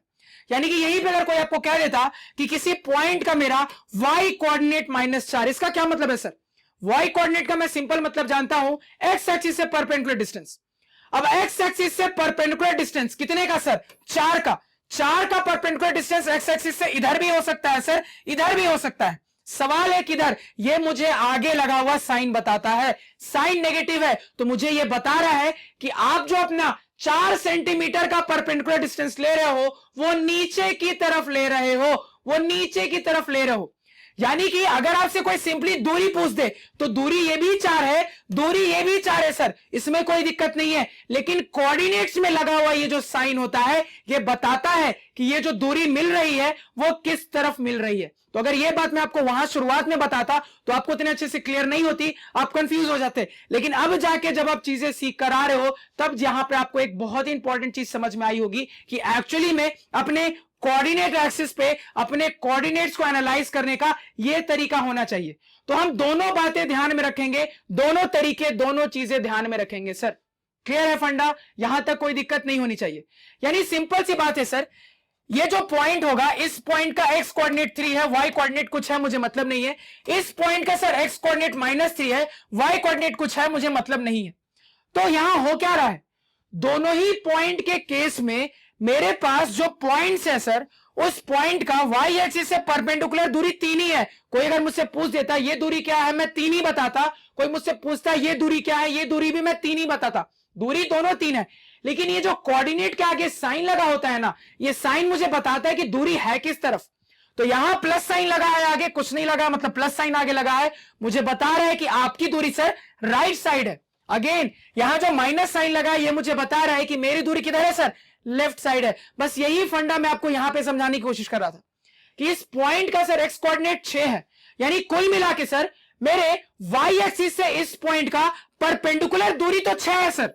ये परपेंडिकुलर दूरी 6 है सर, इसमें कोई दो राय नहीं है। ये जो दूरी है सर ये 6 यूनिट की है, लेकिन चूंकि कोऑर्डिनेट में आगे प्लस साइन लगा है, ये मुझे बता रहा है कि आपकी ये 6 की दूरी इधर भी हो सकती थी, लेकिन आपने चूंकि आगे प्लस लगाया है तो ये दूरी राइट साइड 6 यूनिट की है। इसी तरीके से यहां पे आपके ए पॉइंट के एक्स कोऑर्डिनेट में आपको -4 दिख रहा है, तो -4 एक्स कोऑर्डिनेट का क्या मतलब है? मतलब ये है सर कि मेरे वाई एक्सिस से मेरी परपेंडिकुलर दूरी उस पॉइंट की 4 यूनिट है सर। तो 4 यूनिट इधर भी हो सकती थी, 4 यूनिट इधर भी हो सकती है। कैसे पता करेंगे कि किस तरफ? तो यह बात मुझे एक्स कोऑर्डिनेट के साइन ने बताई कि आपको जो 4 यूनिट की डिस्टेंस नापनी है वो आपको लेफ्ट साइड नापनी है। क्यों? क्योंकि आगे नेगेटिव साइन लगा है। तो दूरी अभी भी ये 4 है, -4 नहीं है, दूरी 4 ही है। लेकिन कोऑर्डिनेट का क्या मतलब होता है, कोऑर्डिनेट का क्या साइन होता है, ये यहां पे हम समझ चुके हैं। तो हमेशा याद रखना, दूरी या फिर लंबाई कभी नेगेटिव नहीं हो सकती, हमेशा पॉजिटिव होगी। तो कोऑर्डिनेट्स में होने क्या लगता है, नेगेटिव नंबर्स में होने क्या लगता है, एक्चुअली जब हम उसको ज्योमेट्रिकली रिप्रेजेंट करने की कोशिश करते हैं तो उस रिप्रेजेंटेशन के हिसाब से हम कौन सा डायरेक्शन में मूवमेंट कर रहे हैं, किस तरफ चलने की कोशिश कर रहे हैं, यह मुझे उस पॉइंट के कोऑर्डिनेट्स बताते हैं। तो नेगेटिव नंबर्स का एक और इस तरीके का सिग्निफिकेंस होता है जो आपको ध्यान में रखना है, और यह बहुत इंपॉर्टेंट, बहुत क्रूशियल है। यह कंसेप्ट इतनी जगह आएगा ना आगे कि आप इमेजिन नहीं कर सकते हो। और फिजिक्स में तो आप देखते हुए आ रहे हो, 9th में आपने जैसे मोशन पढ़ा होगा तो वहां पे एक्सेलरेशन, वेलोसिटी इस टाइप की चीज पढ़ी होगी, तो आपने देखा होगा एक्सेलरेशन की वैल्यू नेगेटिव मान लेते हैं जिसको डी एक्सेलरेशन कह देते हैं। तो वहां पे भी यही फंडा होता है कि डायरेक्शन ऑफ मूवमेंट के हिसाब से आपकी बात की जाती है। आपको कहा जाता है कि समय के साथ अगर मेरी वेलोसिटी बढ़ रही है तो उसको हम एक्सेलरेशन कहते हैं, समय के साथ अगर वेलोसिटी घट रही है तो उसको डी एक्सेलरेशन कहते हैं। तो समय के साथ बढ़ना एक मूवमेंट का दिशा है, समय के साथ बढ़ना एक मूवमेंट का दिशा है, उसको पॉजिटिव कह देते थे। समय के साथ घटना, समय के साथ डिक्रीज होना एक और मूवमेंट की दिशा है जिसको हम नेगेटिव मान लेते थे। इसलिए कई बार आप अपने एक्सेलरेशन की पॉजिटिव वैल्यू देखते थे और कई बार अपने एक्सेलरेशन की नेगेटिव वैल्यू देखते थे। तो सर एक्सेलरेशन की वैल्यू यही है, इसमें कोई दो राय नहीं है कि समय के साथ चेंज इसी क्वांटिटी का हो रहा है, लेकिन ये आगे प्लस माइनस क्या बता रहा है कि आपके मूवमेंट का डायरेक्शन कैसा है। ये प्लस साइन एक्सेलरेशन में आपको बताता है कि समय के साथ वेलोसिटी बढ़ रही है, और ये माइनस साइन बताता है कि समय के साथ मेरी वेलोसिटी घट रही थी। तो मूवमेंट का डायरेक्शन कई जगह मैथ्स और फिजिक्स में यूज होता है। तो नेगेटिव नंबर्स को आप बिल्कुल इस इंटायरली नई तरीके से भी सोच सकते थे। बहुत इंपॉर्टेंट कंसेप्ट ध्यान में रखना। क्लियर है? आगे हम कुछ ग्राफिकली सवाल देखेंगे जहां पे इस कंसेप्ट का आपको इस्तेमाल करने की जरूरत पड़ेगी। तो याद रखना, बाकी स्टूडेंट्स की तरह गलती मत करना कभी भी अगर डिस्टेंस, दूरी, लेंथ, लंबाई की बात हो, क्योंकि लंबाई या फिर दूरी कभी भी नेगेटिव नहीं हो सकती। बार बार इस बात को ध्यान में रखना। वो किस तरफ हम मूव करके उस दूरी तक पहुंच रहे हैं उसके हिसाब से उसको साइन अलॉट करते हैं। ये फंडा क्लियर? यहां तक किसी को कोई दिक्कत, कोई परेशानी नहीं होनी चाहिए। अब मेरी बात यहां ध्यान से सुनो। अब यहां पे अपने फाइनल टॉपिक को डिस्कस कर लेते हैं, और फाइनल टॉपिक को समझने के बाद जितना हमने अभी तक पढ़ लिया है सभी को मैं कंबाइन कर दूंगा, और उस कंबाइंड नॉलेज का इस्तेमाल हम इस चैप्टर के ग्राफिकल पोर्शन वाले सवालों को फटाफट तरीके से बनाने में करेंगे सर। अब पहले लास्ट पॉइंट को सीख लेते हैं क्या है। तो सर हमारा लास्ट पॉइंट है calculating the point of intersection of lines. यानी कुल मिला के यहां पे हम सर सीखने वाले हैं कि अगर हमारे पास दो स्ट्रेट लाइंस है और वो दोनों स्ट्रेट लाइंस इंटरसेक्टिंग नेचर की हैं सर, अगर हमारे पास दो स्ट्रेट लाइंस है और वो दोनों स्ट्रेट लाइंस इंटरसेक्टिंग नेचर की हैं, तो उनके पॉइंट ऑफ इंटरसेक्शन का कोऑर्डिनेट्स कैसे निकालना है सर, उसी के कंसेप्ट पे हम यहां पे बात करेंगे। अब मेरी बात यहां ध्यान से सुनना। अगर दो स्ट्रेट लाइंस ऐसी हैं जो कि इंटरसेक्टिंग नेचर की है, जो कि आपस में एक दूसरे को एक पॉइंट पे इंटरसेक्ट कर रही हैं, तो उनके पॉइंट ऑफ इंटरसेक्शन को निकालने के सर दो मेथड है। कितने मेथड है सर? दो मेथड है। अब हर बात फिर से यहां पे ध्यान से सुनना। अब सर पॉइंट ऑफ इंटरसेक्शन निकालने का मेरा पहला मेथड होता है ग्राफिकल अप्रोच। ग्राफिकल अप्रोच के अंडर हम अपने दोनों इक्वेशन की मदद से एक्चुअल प्लॉटिंग का सहारा लेके अपने दो स्ट्रेट लाइंस को ग्राफ पेपर पे बकायदा प्लॉट करते हैं पूरा समय लगा के। उसके बाद हम ये देखते हैं क्या मेरी दो लाइनें आपस में एक दूसरे को किसी बिंदु पे काट रही हैं, क्या वो आपस में एक दूसरे को एक पॉइंट पे इंटरसेक्ट कर रही हैं। जैसे ही मुझे यह दिखने लगता है कि वो लाइनें इंटरसेक्टिंग नेचर की हैं, तो मैं ये देखता हूं कि किस पॉइंट पे इंटरसेक्ट कर रही हैं, और उस पॉइंट को हम अपने ग्राफ पेपर पे हाईलाइट कर लेते हैं सर। हाईलाइट कर दिया तो मुझे क्लियरली दिख रहा है मेरी ये दोनों लाइनें इंटरसेक्टिंग नेचर की हैं और इस पॉइंट पे इंटरसेक्ट कर रही है। इस पॉइंट को मैंने हाईलाइट कर दिया। अब मुझे बहुत अच्छे से ग्राफ पेपर पढ़ना आता है सर। यानी कि अगर कोई मुझे ग्राफ पेपर पे कोई बिंदु प्लॉट करके दे दे और मुझसे पूछ दे कि उसके कोऑर्डिनेट्स क्या होंगे, तो मैं बड़ी आसानी से अपने ग्राफ पेपर को रीड करके उस पॉइंट के कोऑर्डिनेट्स बता सकता हूं। तो अगेन पॉइंट आपको मिल गया है, ग्राफ पेपर पे बना हुआ है। ग्राफ पेपर को रीड करके आप बड़ी आसानी से अपने इस पॉइंट ऑफ इंटरसेक्शन के एक्स कोऑर्डिनेट और वाई कोऑर्डिनेट को पता कर लोगे, जो मेरा टारगेट था। ये मेथड नंबर 1 सर, जिसमें थोड़ा सा ज्यादा टाइम लगता है। मेथड नंबर 2 कैसे काम करता है सर? तो मुझे बहुत अच्छे से पता है कि एक्चुअली में ये जो हमारी इंटरसेक्टिंग लाइंस आती है, ये मुझे एक यूनिक सॉल्यूशन देती है। क्योंकि मुझे फंडा पता है कि दो लाइंस आपस में इंटरसेक्टिंग तभी होती है जब यूनिक सॉल्यूशन का केस बनता है, और मेरा वो जो यूनिक सॉल्यूशन होता है वही एक्चुअली में मेरे उस इंटरसेक्शन वाले पॉइंट के एक्स और वाई कोऑर्डिनेट होते हैं सर। ये भी मुझे पता है। यानी कुल मिला के सेकेंड मेथड के हिसाब से मैं अपने दोनों इक्वेशन को अगर सॉल्व कर लूं और सॉल्व करने के बाद अपने एक्स और वाई की वैल्यू निकाल लूं, तो वही एक्स और वाई की जो मेरी वैल्यू निकल कर आती है सर, वो मेरे दोनों इक्वेशन का यूनिक सॉल्यूशन होती है। और वही यूनिक सॉल्यूशन एक्चुअली में उस इक्वेशन से आने वाले दो स्ट्रेट लाइन के पॉइंट ऑफ इंटरसेक्शन का एक्स कोऑर्डिनेट और वाई कोऑर्डिनेट होती है। यानी सिंपल लफ्जों में जो मैंने एक्स और वाई सॉल्व करके निकाला है, वही एक्स और वाई की वैल्यू मेरे उस पॉइंट ऑफ इंटरसेक्शन का एक्स कोऑर्डिनेट और वाई कोऑर्डिनेट होती है सर। यानी कि सिंपली दूसरे मेथड के लिए मुझे ग्राफ की कोई जरूरत नहीं है। दो इक्वेशन को सॉल्व कर लूंगा, एक्स वाई निकाल लूंगा, यही एक्स वाई मेरे पॉइंट ऑफ इंटरसेक्शन का एक्स और वाई कोऑर्डिनेट हो जाएगा, जिसकी मुझे जरूरत थी सर। इतना फंडा क्लियर? यहां तक किसी को कोई दिक्कत, कोई समस्या, परेशानी समझने में नहीं होनी चाहिए। अब देखो, दो इक्वेशन को कैसे सॉल्व करना है सर, ये हम जब आगे जाएंगे तो तीन मेथड से सीखेंगे, निश्चिंत रहना। फिलहाल आप क्लास 9 से दो इक्वेशन को सॉल्व कैसे करते हैं सर, ये पढ़ के आ रहे हो। यानी कि हर एक स्टूडेंट को मैं ये एक्सपेक्ट करके चलता हूं कि दो इक्वेशन को सॉल्व करने का एक ना एक मेथड तो जरूर पता होगा। तो अभी फिलहाल जब तक हमने दो इक्वेशन को किस किस मेथड से सॉल्व करना है ये नहीं पढ़ लिया है, तब तक आपको जो भी मेथड आता है दो इक्वेशन सॉल्व करने का, उसका इस्तेमाल करके आप अपनी इक्वेशन को सॉल्व करो, एक्स और वाई निकालो।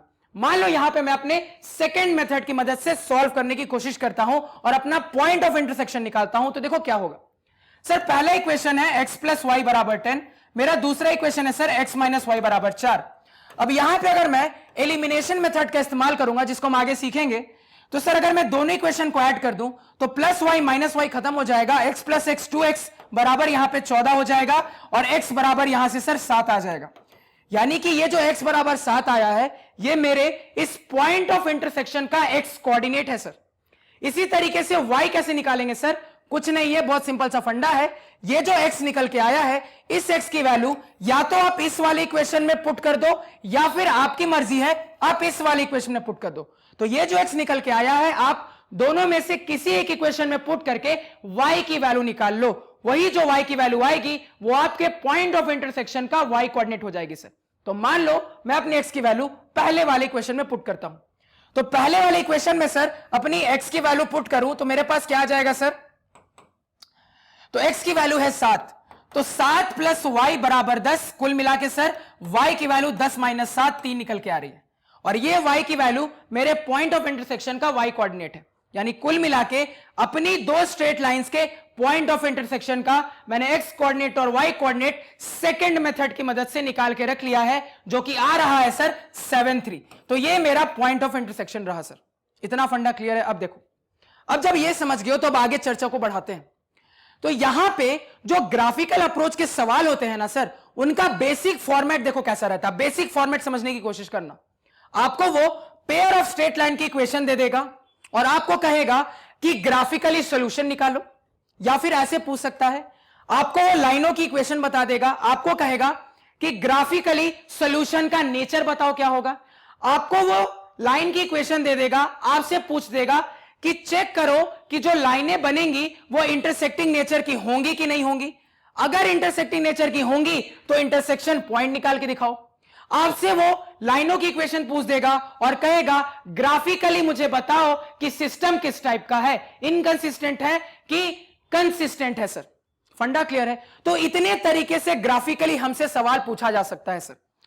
अब किसी भी तरीके से पूछा जाए जो मैंने बताया, आपको उसके लिए क्या करना पड़ेगा सर? तो अपने दोनों इक्वेशन की मदद से आने वाले दोनों स्ट्रेट लाइन को प्लॉट करना पड़ेगा, क्योंकि जब तक स्ट्रेट लाइन को प्लॉट नहीं करोगे तब तक तुम आगे बात ही नहीं कर सकते। जो भी बात होगी स्ट्रेट लाइन को प्लॉट करने के बाद ही होगी। अब देखो, जो नॉर्मली स्टूडेंट रहेगा वो इस सवाल को कैसे अप्रोच लेता है और कैसे अपने 10-15 मिनट खराब करता है, तो वो बिल्कुल प्रॉपर तरीके से जो प्लॉट करने का कन्वेंशनल तरीका होता है उसका इस्तेमाल करेगा और बड़े आराम से अपने दोनों इक्वेशन से आने वाले दो स्ट्रेट लाइन को इस तरीके से कोऑर्डिनेट एक्सिस पे प्लॉट करेगा सर। उसके बाद उसको वहां पे मान लो दिख रहा है कि दो स्ट्रेट लाइन जो मैंने प्लॉट किए हैं वो इंटरसेक्टिंग नेचर के हैं। अब उसको पता करना है इंटरसेक्शन पॉइंट, तो उसके लिए वो ढूंढेगा दोनों लाइनें कहां पे कट करी, उसको वो पेंसिल से हाईलाइट करेगा। अब उसको बहुत अच्छे से ग्राफ पेपर रीड करना आता है, तो ग्राफ पेपर को रीड करके बकायदा उस पॉइंट के कोऑर्डिनेट्स निकालेगा। लेकिन मैं अपने स्टूडेंट्स को कभी भी ऐसे करने से मना करता हूं। क्यों? उसको समझने की कोशिश करते हैं। तो देखो, होता यह है कि जब आप अपनी इक्वेशन की मदद से लाइन को प्लॉट करते हो ना, तो तुमने बड़े आसानी से अपने लाइन को प्लॉट करने के लिए पॉइंट्स को ढूंढ लिया, ठीक है। अब जब तुम अपने पॉइंट्स को जोड़ के स्ट्रेट लाइन बनाने का काम करते हो सर, तो उसके लिए स्केल का इस्तेमाल करते हो। अब मैंने कई स्टूडेंट के पास देखा है सर, स्केल या तो बिल्कुल परफेक्टली स्ट्रेट नहीं होता, हल्का टूटा फूटा होता है, या फिर स्केल इस तरीके का होता है कि आपने थोड़ा सा ध्यान नहीं दिया और आप जब लाइन बनाने की कोशिश कर रहे थे ना, तो हल्का से स्केल खिसक गया। ये ह्यूमन एरर है, किसी के साथ भी हो सकता है मैं बनाऊं मेरे साथ हो जाए। तो ये बिल्कुल छोटा सा ह्यूमन एरर है जो बहुत बड़ा ब्लंडर क्रिएट करता है, और ये किसी के साथ हो सकता है कि आपने बाकायदा मेहनत करके अपने लाइन को बनाने वाले पॉइंट ढूंढे।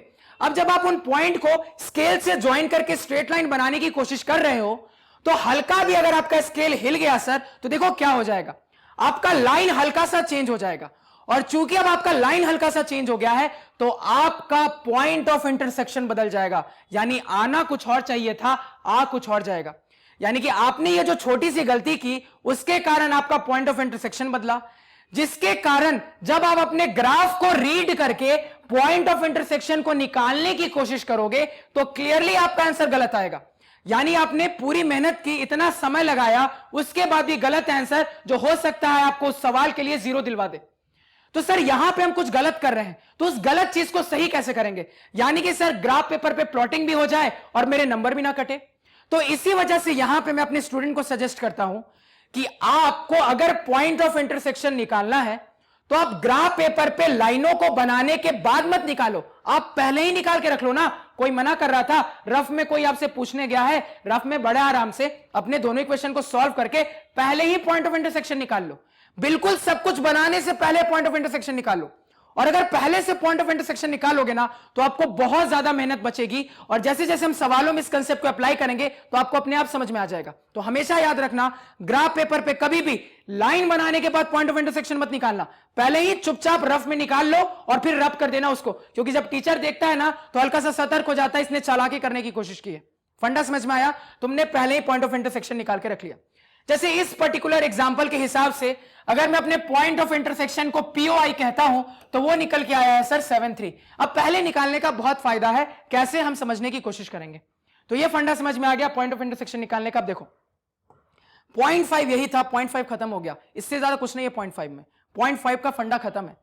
अब यहां पे जितने पॉइंट पढ़े हैं, देखो कैसे मैं उसका इस्तेमाल करता हूं अपने इन दो लाइनों को ग्राफिकली एनालाइज करने में। यानी कि सवाल किसी भी टाइप का हो, ग्राफिकली सॉल्यूशन निकालो, चेक करो लाइन का नेचर क्या है, चेक करो सॉल्यूशन का नेचर क्या है, इंटरसेक्शन पॉइंट निकालो, सिस्टम किस टाइप का है ये पता करो।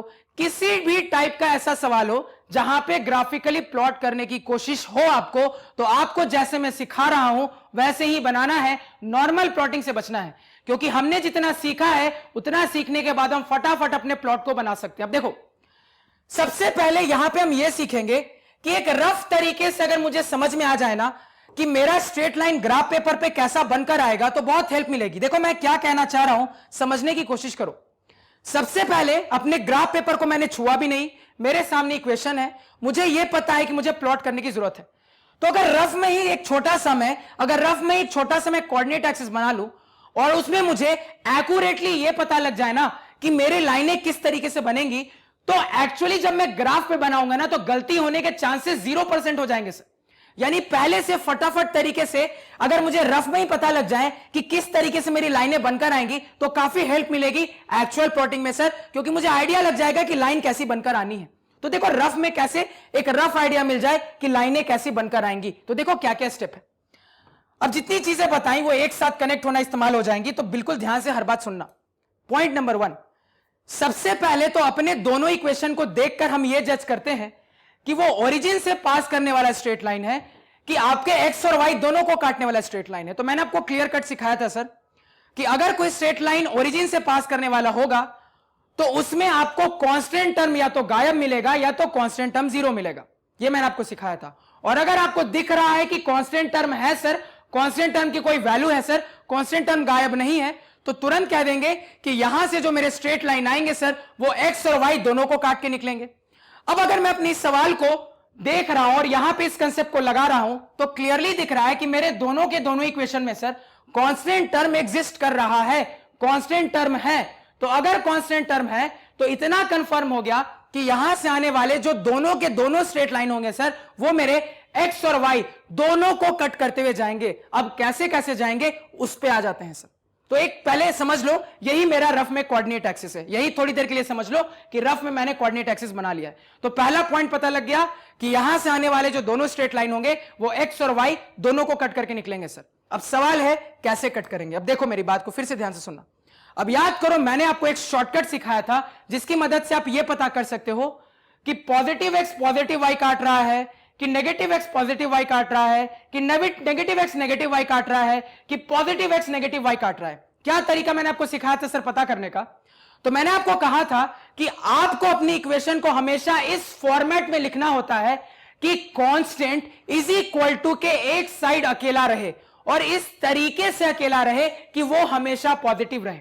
जैसे ही तुमने ये कर लिया उसके बाद मैं अपने इक्वेशन में x वाले टर्म और y वाले टर्म के कोफिशिएंट का साइन देखता हूं और वही मुझे बता देता है कि मेरा स्ट्रेट लाइन जो बनकर आएगा किस तरीके से बनेगा।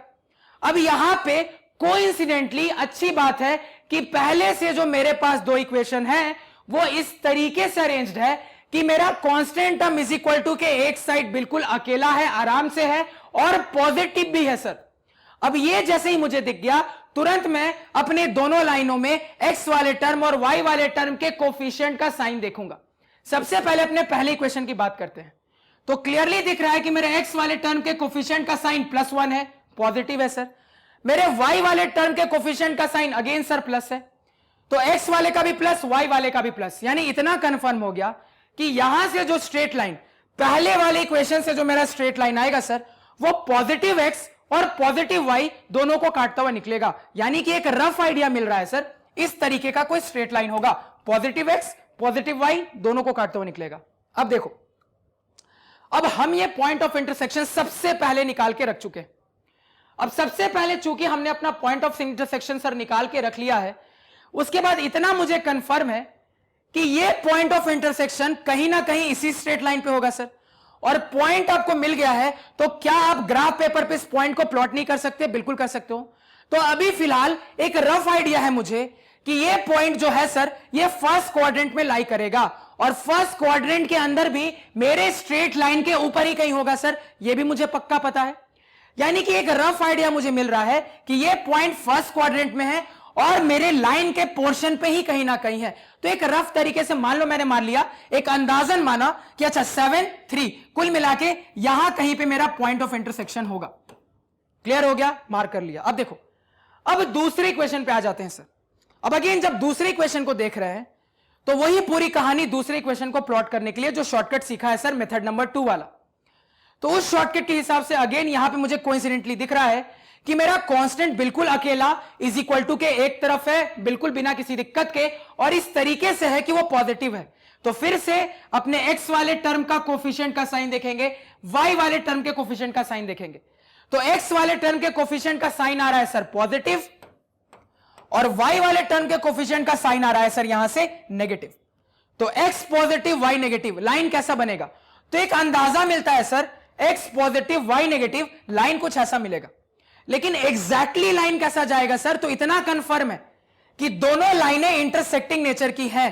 तो अगर ऐसा है तो मेरा ये जो दूसरा लाइन है वो कुछ इस तरीके से जाना चाहिए सर कि मेरे नेगेटिव y और पॉजिटिव x दोनों को तो काटे, साथ साथ इस पॉइंट से होता हुआ पास करे।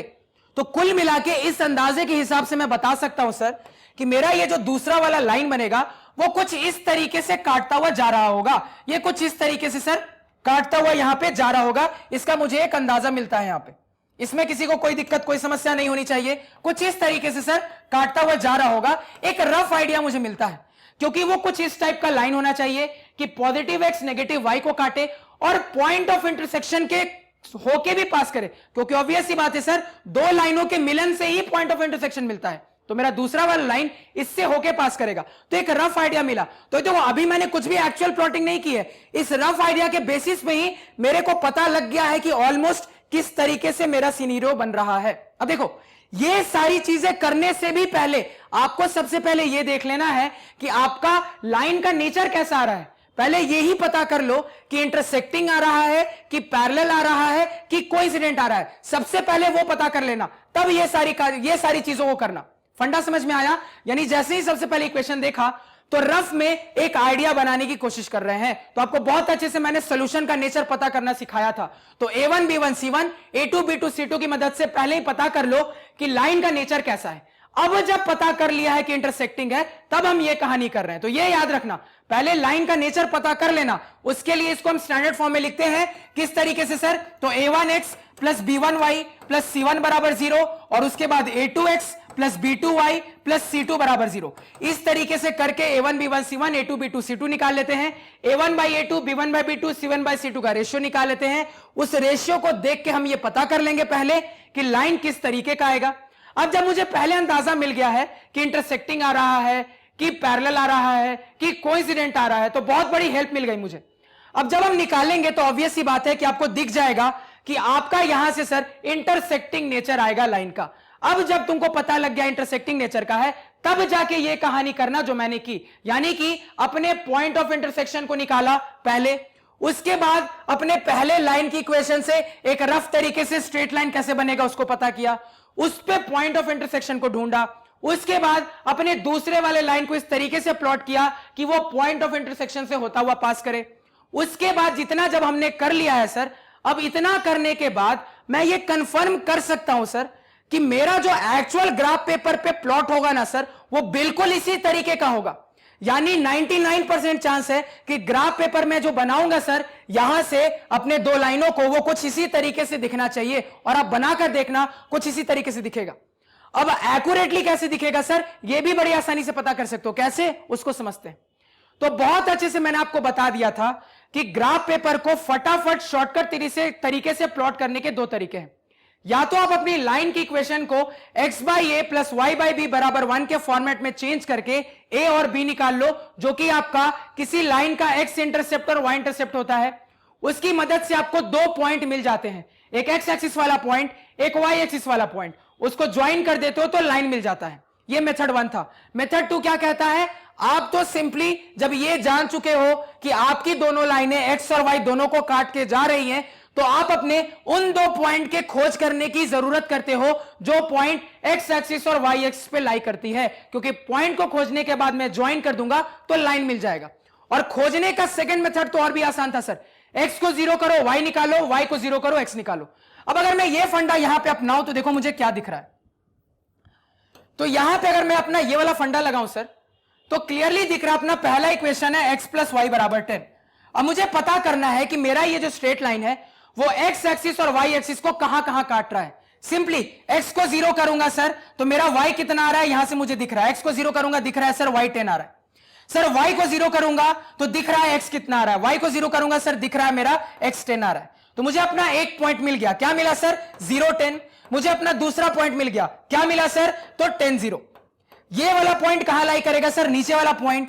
तो मेरा नीचे वाला पॉइंट जो है सर, ये मेरे x एक्सिस पे लाई करने वाला पॉइंट है। मेरा जो ऊपर वाला पॉइंट है सर, वो y एक्सिस पे लाई करने वाला पॉइंट है। यानी इतना इससे पक्का पता चला मुझे कि ये जो मैंने ब्लू वाली लाइन बनाई है, वो ब्लू वाली लाइन मेरे x एक्सिस को जिस पॉइंट पे काट रही है, उसका कोऑर्डिनेट्स मैं निकाल चुका हूं सर, 10 0 है। फंडा क्लियर। उसी तरीके से मेरे इसी लाइन की, यही लाइन वाई एक्सिस को जिस पॉइंट पे काट रही है उसका भी मैं कोऑर्डिनेट निकाल चुका हूं सर। क्या निकल के आया है सर? 0 10 निकल के आया है सर। इसको भी मार्क कर लिया। अब यही पूरी कहानी मैं अपनी दूसरी लाइन के लिए भी दोहरा सकता हूं सर। यानी कि यही पूरी कहानी अगर मैं अपनी दूसरी लाइन के लिए दोहराऊं तो मेरे पास है सर x माइनस वाई बराबर 4।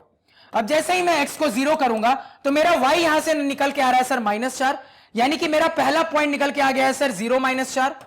और जैसे ही मैं यहां पे अपने y को 0 करूंगा तो मेरा x निकल के आ रहा है 4, तो सर मेरा दूसरा पॉइंट निकल के आ रहा है यहां से 4 0। तो मेरा दूसरा वाला जो लाइन है, मेरा जो रेड वाला लाइन है, वो x और y को कहां कहां कट कर रहा है वो भी मैंने यहां पे पता कर लिया। कहां कहां कट कर रहा है सर? तो ये इस तरीके से कट कर रहा है कि x एक्सिस पे ये 4 0 पे कट कर रहा है, x एक्सिस पे ये 4 0 पे कट कर रहा है, यानी कि यहां कहीं पे कट कर रहा है सर। y एक्सिस पे ये कहां पे कट कर रहा है सर? तो y एक्सिस पे ये 0 -4 पे कट कर रहा है, यानी कि मेरा पॉइंट का कोऑर्डिनेट कुछ इस तरीके से है। और एक्चुअली में जब आप ग्राफ पेपर पे इतनी इंफॉर्मेशन के बाद लाइनें बनाओगे तो क्या कभी भी गलती होने के कोई चांसेस बचेंगे? कोई गुंजाइश बचेगी? कोई गुंजाइश नहीं बचेगी। अभी चूंकि इतना आपको समझाया तो आपको लग रहा होगा सर टाइम तो इसमें भी लगा, लेकिन जब आप मेथड सीख चुके हो और कुछ सवाल में अप्लाई करोगे ना तो आपको दिखेगा कैसे फटाफट आंसर निकल के आता है, कैसे फटाफट पता लगता है ग्राफ कैसा बनेगा। अब पूरा ग्राफ तो तुमने रफ तरीके से बना ही लिया है, इसको देख के तो हर कुछ क्रिस्टल क्लियर है कि ग्राफ पेपर पे बनाना कैसे है। ग्राफ पेपर पे क्या करोगे? तुरंत से सबसे पहला पॉइंट ढूंढोगे 10 0 मार्क करोगे, दूसरा पॉइंट ढूंढोगे 0 10 मार्क करोगे, दोनों को बड़े आराम से और प्यार से ज्वाइन करना, ज्वाइन करके लाइन बना देना। उसके बाद पहले से ही मार्क कर लेना इंटरसेक्शन पॉइंट 73। अब मार्क करने के बाद दूसरे वाले लाइन के कोऑर्डिनेट को प्लॉट करने की जरूरत आ गई सर। तो अब दूसरे वाले लाइन का जो 2 पॉइंट है उसको बनाओ ग्राफ पेपर पे। बनाया सर 4 0, बनाया सर 0 -4। अब बड़े सावधानी से अपनी स्केल को ऐसा रखना जानबूझकर कि इन दोनों पॉइंट पे तो सिधाई में हो ही, साथ साथ इंटरसेक्शन पॉइंट के साथ में भी सिधाई में हो, क्योंकि आपका लाइन ऐसा जाना चाहिए कि वो इंटरसेक्शन पॉइंट से क्रॉस करे। तो जानबूझकर अपने स्केल को इस तरीके से रखना कि ये तीनों जो पॉइंट है ना सर सिधाई में रहे। ये बहुत इंपॉर्टेंट बात है, क्योंकि यहां पे आपने थोड़ी सी चालाकी की है तो वो चालाकी दिखनी चाहिए ग्राफ पेपर पे कि जानबूझ के इस तरीके से अपने स्केल को रखेंगे कि ये 2 पॉइंट तो मिल गए, बहुत अच्छी पॉइंट है, लेकिन ये तीसरा इंटरसेक्शन पॉइंट भी बिल्कुल सिधाई में रहे। अब जाके लाइन खींचोगे। अब जो आपके पास 2 लाइन निकल के आई है ना सर, बिल्कुल परफेक्ट है, एक्यूरेट है, सवाल ही नहीं उठता कि कोई नंबर काट दे।